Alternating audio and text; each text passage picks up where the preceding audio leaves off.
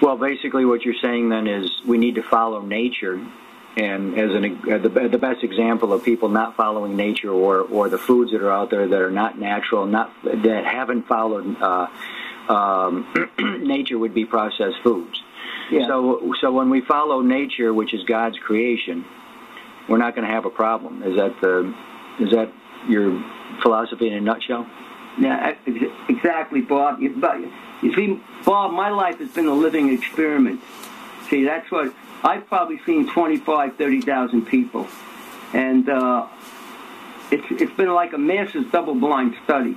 Not everybody comes to me eats the perfect diet. A lot of people just only willing to make a certain amount of changes. So I don't have one idea what a healthy diet is. There's so much confusion out there, and everybody gets into different camps and argues about that they have the right way. It doesn't mean the other person is completely wrong, or I think I'm completely right. There's a number of different eating lifestyles that will work for people as long as they're not eating processed food.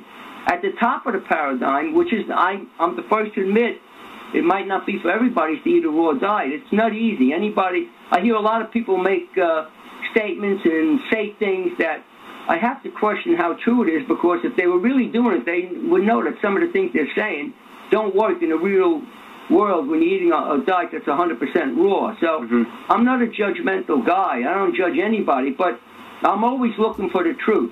I'm the type of person, because I came from a very humble beginning, that I don't believe in settling for mediocrity. Whatever I believe is the best way to go, to strive for the highest ideals, not to settle for mediocrity while I'm here. Why settle for mediocrity? Why not strive to be the most and the best that you could possibly be? And with my experience, of my 60 years of experience of being exposed to all this, my first exposure came many, many years ago when my father read a magazine called Physical Culture that was put out by Bernard McFadden, which was 67 years ago. But I was into weightlifting in those days. I was a big kid.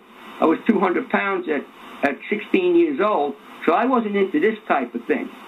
But what happened is I started to gravitate and look around more and try different things. Maybe 47, 48 years ago, I don't remember exactly how long ago, I had met a man that was into raw foods, and he was very thin, but he was unbelievably energetic. So it kind of made an impression on me, and I had decided to try it, and I thought I was going to try to see if that it probably didn't work, but it did work. And so it's been over 45 years that I've been eating this type of diet. I don't eat anything else. That's it. Because I don't know, sometimes people might think I'm an extremist, but I have the,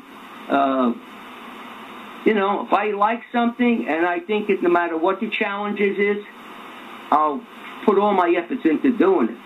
And what happens is it's self-replicating. It builds, as you train to be strong, whatever you're doing, you become stronger. And, it's like you get stronger and you keep doing it, and it builds on top of itself, and you become stronger at what you're doing, whether it's physical, whether it's mental, whatever you're trying to do. The whole key is to be consistent, to strive, to keep working to be better at what you're doing. You never know what your limitations are until you keep pushing to do it better and better. Right.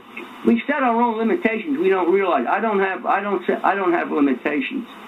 At this point in my life, I'm 84.